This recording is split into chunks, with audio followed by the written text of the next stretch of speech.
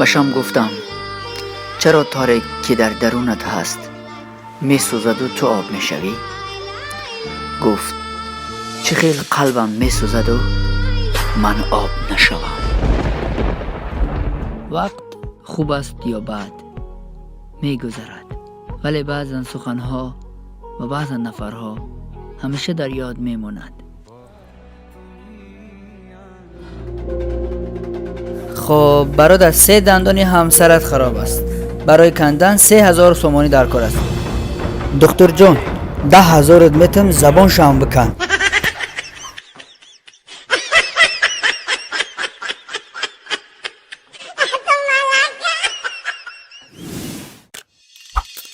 محبت با آنی بکن که قلبش شکسته است، چون که دل شکسته ها دل کسی را نمی شکنند. دنبال کسی باش که دنبال تو باشد، این گونه اگر نیست و دنبال خودت باش. پرواز قشنگ است ولی بی غم و منت مکش از غیر و پر و بال خودت. تو سحر چی خورده بودی؟ گراخ. آواز رو نگاه میکنیم با مردن نزدیکی میمری. دکتر جان اینو نگاه بکن زودتر نگاهش کن چی شده. نگاه کن دکتر جان، التماس نگاه کن. این مردگی های اوخی ما زنده ایم کو. دکتر چی نیتی نمیفهمم.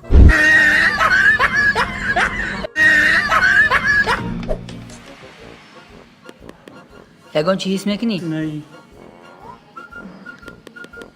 یگان چی حس میکنی؟ نه.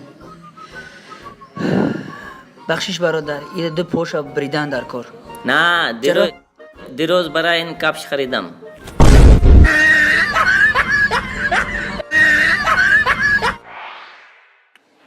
زیبا سلام.